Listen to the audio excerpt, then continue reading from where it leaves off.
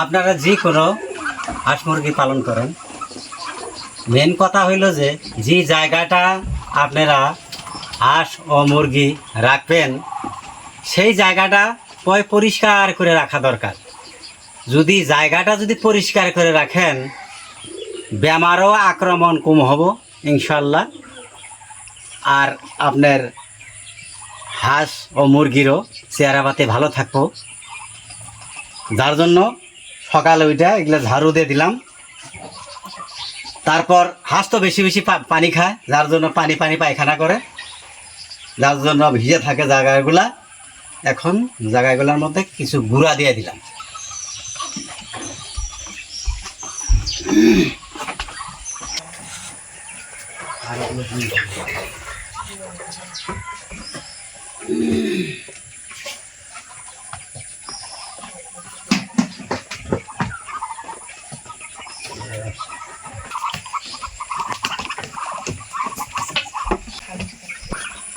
আসসালামু আলাইকুম দর্শক, আজকে দেখলেনই সকালে এই চীনা হাঁসের ঘরটা ঝাড়ু দিলাম। ঝাড়ু দিতে দেখি যে চীনা হাঁস চুনের মতো পায়খানা করছে। তো এখন হঠাৎ মনে হইল এই পাউডারটা আমরা এই ট্যামায় তুলে নিছি। এই পানিতে সামান্য পাউডার মিক্স করে দেব। দেওয়ার পরে এইভাবে যে 2-3 দিন খাওয়াই, ইনশাল্লাহ যেটা চুনের মতো পায়খানা সেটা ভালোই হয়ে যাব। আপনারা দেখতে থাকেন পরিমাণটা।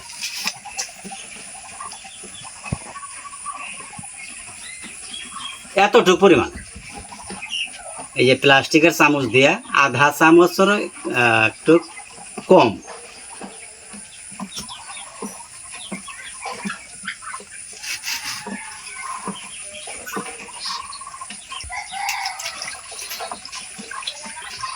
আরেকটা কথা হইল যে যখন আপনারা চুনা পায়খানা করার জন্য এই ওষুধটা দিবেন, তখন করবেন কি, পানির পরিমাণটা কম দিবেন।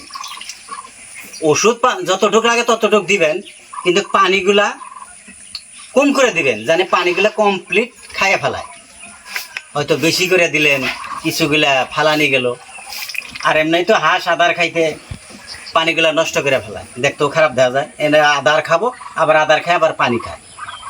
যার জন্য পানিগুলো কম করে দেবেন, যাতে ওষুধটা কমপ্লিট খায়। আচ্ছা, যাই হোক, আরেকটা কথা হচ্ছে কি, কথাটা আপনাকে বলতে ভুলে গেছি। কথা হচ্ছে যে নিজের ছেলে পেলেই হোক আর যে কোনো পশুই হোক, পালন যদি করেন আপনারা একটু কষ্ট থেকে খাওয়ার শুরু করবেন। কষ্ট বলতে কি, আগে আমরা ভালো ভালো দানা খাওয়াইছি, এখন দানা ছাড়া আর কিচ্ছু খায় না। এই যে দেখেন, এই যে এটা ঘরের ধানের চাউলের গুঁড়া, আতপ চাউল মেলে ভাঙ্গে আবার চালনি করছি।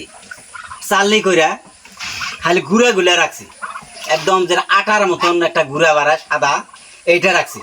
তারপর এই যে আতপ চাল ভাঙলে তো মানে গুঁড়া হয়, ভাঙে, এগুলা কিছু মিক্স দিছি, তাও খাইতে চায় না। তারপরে এই যে দেখেন, এই যে দানা, এই দানাটা কিছু মিক্স দিই কেন, এখন এই যে কিছুদিন পর ফিরি জিমে আসবো কিন্তু হাঁসগুলা, যার জন্য যদি একটু খাওয়াটা ভালো না দেই, ডিমের যেটা পরিমাণটা কম আসবে। আর কথা হইলো যে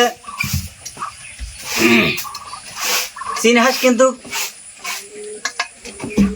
10 থেকে 15টা, 16টা, 17টা, 18টা অবধি, 20টা অবধি ডিম দেয়। আচ্ছা, 18-19টা ডিম দেয়। যার জন্য বলছি, আপনারা যদি হাঁস পালেন, চীনা হাঁস পালবেন।